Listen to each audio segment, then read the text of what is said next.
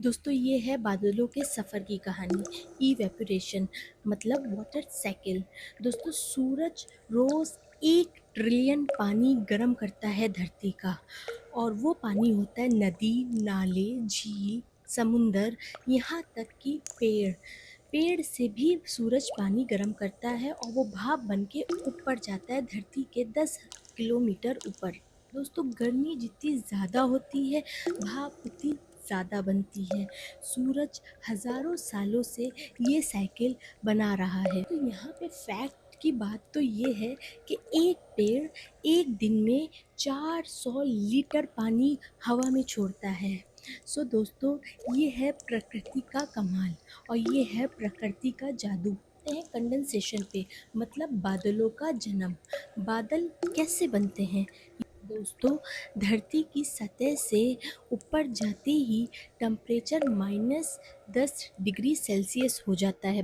वहीं भाप जम जाती है और धूल के छोटे छोटे कणों पर चिपक जाती है। दोस्तों एक बादल में 1 मिलियन पानी के छोटे छोटे से बूंद होते हैं, इसीलिए वो बादल देखने में हल्का लगता है आपको। और दोस्तों अगर आपने एक बादल का वेट किया तो वो 500 हाथी के बराबर होता है। पर दोस्तों यहाँ पे एक सोचने वाली बात तो ये है कि इतना विशाल बादल, 500 हाथी के बराबर वेट वाला बादल गिरता क्यों नहीं? दोस्तों ये प्रकृति का कमाल है। और ये बादल का जो भार होता है वो हवा पे होता है। हवा बादल को होल्ड करे रहती है। और दोस्तों हवा इस भार को 3.8 अरब साल से उठा रही है। दोस्तों यहाँ पे आप ये सोचिए कि एक बादल का वेट जो होता है वो 500 हाथियों के बराबर होता है, और पूरे आसमान में कितने बादल होते हैं आप इमेजिन भी नहीं कर पाएंगे उनका वेट कितना होता है। और ये सारा वेट हवा पे टिका रहता है। जानेंगे थर्ड पॉइंट, जिसका नाम है प्रेसिपिटेशन, मतलब बारिश, बर्फ और ओले। ये क्या है और कौन से बादलों से और कैसे आते हैं? तो धरती के 10 किलोमीटर ऊपर इतने छोटे छोटे पानी के बूंद जब बहुत भारी हो जाते हैं और बहुत ज़्यादा हो जाते हैं, तब यहाँ पर ग्रेविटी जीत जाती है और वो बारिश के फॉर्म में पानी नीचे आता है। ये 3 फॉर्म में आता है धरती पर। गर्मी में बारिश होती है, ठंड में बर्फ़ होती है और तूफान में ओले होते हैं। और यही पानी दोस्तों फिर से समुद्र में जाता है, नदियों में जाता है, नाले में जाता है, पेड़ों में जाता है। जाहिर सी बात है ज़मीन के अंदर जाएगा तो पेड़ उसको अब एब्जॉर्व करेंगे और फिर से वही वाटर साइकिल इवेपोरेशन स्टार्ट हो जाता है। अब यहाँ पे दोस्तों जानेंगे टाइप्स ऑफ बादल। बादल कितनी तरह के होते हैं दोस्तों? यहाँ पे साइंस के थ्रू आज की इतनी टेक्नोलॉजी बढ़ चुकी है कि हम लोग साइंस के थ्रू आर्टिफिशियल भी बारिश करवा सकते हैं। साइंटिस्ट ने बादलों को 10 टाइप्स में डिवाइड करा है। तो चलिए जानते हैं ये 10 टाइप्स क्या क्या हैं। बादल जो होते हैं ये रुई की तरह होते हैं, एकदम सॉफ्ट से होते हैं, रुई जैसे सफ़ेद होते हैं। इनको बोलते हैं क्यूमुलस बादल। ज़्यादातर आपने देखा होगा ये गर्मी के दिनों में आसमान में दिखते हैं, नीचे से चपटे होते हैं, ऊपर से गुम्बद जैसा जैसा इनका शेप होता है। तो दोस्तों ये बादल जो होते हैं ये बहुत हल्के होते हैं, लाइट इन वेट होते हैं, और अक्सर ये बहुत कम बारिश अपने अंदर लिए होते हैं। क्यूमुलस बादल को दोस्तों रुई के गोले भी बोला जाता है। सेकंड बादल है दोस्तों स्ट्रेटस। दोस्तों ये बादल हल्के होते हैं, पूरा आसमान ढक देते हैं और ये बारिश लाते हैं, कोहरा लाते हैं।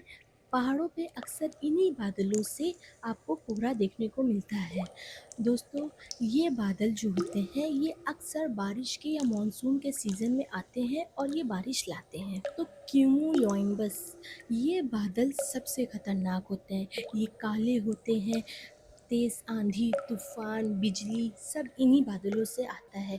और आपको पता है ये धरती से 15 किलोमीटर तक ऊपर होते हैं।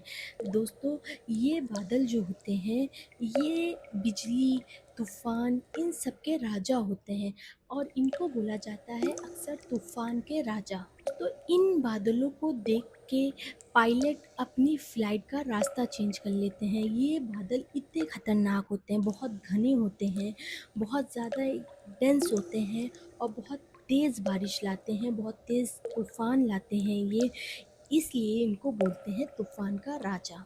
और दोस्तों इन बादलों के बाद आते हैं एल्ट्रोटस, सीरस और निम्बस। दोस्तों ऊपर से पतले और सफ़ेद जो होते हैं वो सीरस होते हैं और बारिश वाले जो होते हैं वो निम्बस होते हैं।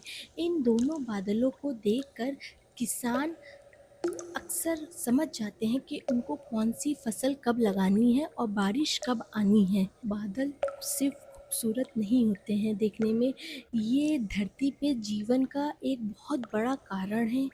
दोस्तों ये किसान के लिए एक वरदान है कि किसान अपनी फसल कब लगाएगा और जाहिर सी बात है जब किसान फसल लगाएगा तभी धरती पे जीवन पनप पाएगा।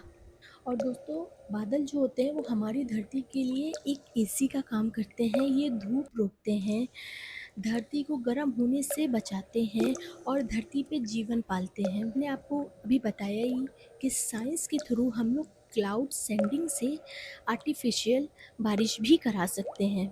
दोस्तों आपके लिए या हमारे लिए, हम सब के लिए बारिश जब होती है तो एक बहुत अच्छा एक्सपीरियंस होता है। बचपन की हम लोग को यादें ताज़ा हो जाती हैं, ठंडी ठंडी हवा, ठंडी ठंडी बूंदें और मिट्टी की अच्छी अच्छी खूबसूरत सी खुशबू, ये सब जो होता है ये इन्हीं बादलों के कारण होता है। पर दोस्तों धरती पे पॉल्यूशन के बढ़ने के कारण क्लाइमेट चेंज हो रहा है। कहीं बहुत ज़्यादा बारिश हो रही है और कहीं एकदम सूखा पड़ा है, और जहाँ बारिश हो रही है वहाँ बहुत ज़्यादा बाढ़ आ रही है। सो दोस्तों अगली बार आप आसमान में बादल देखें तो ये सोचिए कि समुंदर से आसमान तक का सफ़र है, हवा की मेहनत है और धरती की प्यास है। तो एक साइकिल जो मिलियन सालों से हो रही है वो सिर्फ धरती पे जीवन के लिए हो रही है, हमारे आपके लिए हो रही है। दोस्तों ज़िंदगी बिना बादलों के मुमकिन नहीं। आई होप दोस्तों आपको मेरी वीडियोस पसंद आए। So thank you so much for watching. Please like करें, कमेंट करें एंड सब्सक्राइब